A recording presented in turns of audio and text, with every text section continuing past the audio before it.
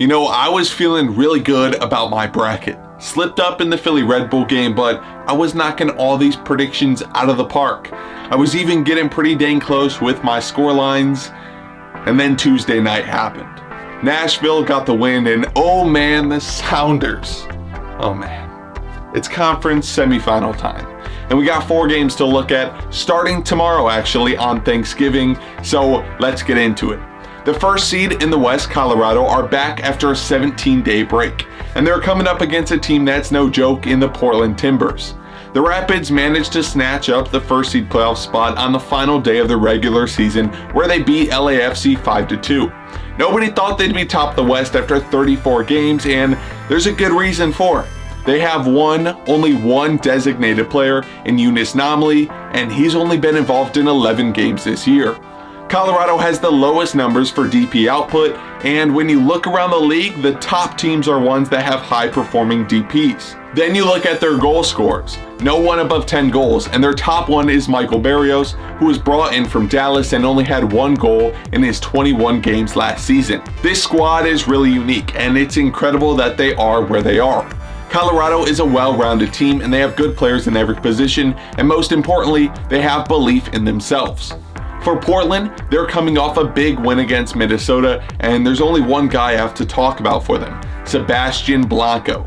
The 33-year-old, injured back and all, showed up big in their round 1 game with 2 great goals. Portland have the playoff experience, and they just had a fight with their life on the line and came back after conceding in the first 15 minutes to Minnesota. Will Colorado be ready, or will the momentum Portland has get them through? I'm sticking with my original pick, and I'm going to go with Portland away from home 3-2. Next up, it's a surprise. SKC at home against 7th seed Real Salt Lake. I stayed up to 1:30 last night to watch the Seattle RSL game, and like many others, I expected a routine Seattle victory. And I was wrong. Salt Lake fought harder than I've ever seen a team fight before, and they put everything on the line. Every ball served in, Justin Glad was up for it. Every shot taken, an RSL player managed to block it. And David Ochoa, the guy is nuts. From getting a warning for wasting time in the 20th minute, to picking up a yellow card for storming 40 yards to get in the ref's face, this guy knows what he's doing. Watching him lure Rui Diaz, shout at him during his penalty, and shush the Seattle supporters as he left the field, the man's a villain. But along with his team, they did it, and that's impressive. They took Seattle all the way to penalties without having a single shot in the whole 120 minutes. SKC, they picked up an expected win against Vancouver. They have had a rough stretch of games to end the regular season, but now they have their feet grounded in the playoffs and they're ready. We're still waiting for Daniel Shalaway to get back to scoring, but lucky for him, his teammates did the work just fine. The last time these clubs played each other, it was on decision day where RSL squeaked into the playoffs in the final minutes. There's always a possibility they could do it again. I don't think RSL wants me to back them. I think they enjoy feeling counted out, and I'll play right into their motivation. SKC pulls off this win here, 1-0. On to the eastern side, we have our Supporter Shield winners, New England Revolution, welcoming NYCFC into Gillette Stadium. So much has happened since New England last played that I feel like I forgot how good they actually were in the regular season. They grinded out wins. 1-0, 2-1. They did what they had to do to get 3 points, and that's how you end up with 22 wins and a record-setting regular season. Bruce Arena has really developed this squad since taking over.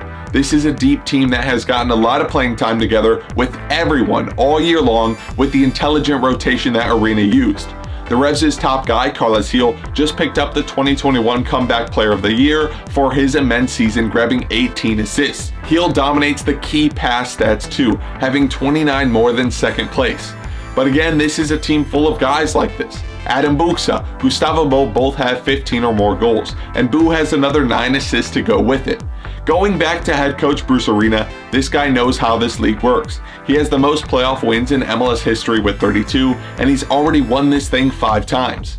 NYCFC have every right to be worried, but I think their game against Atlanta gave them a lot of confidence.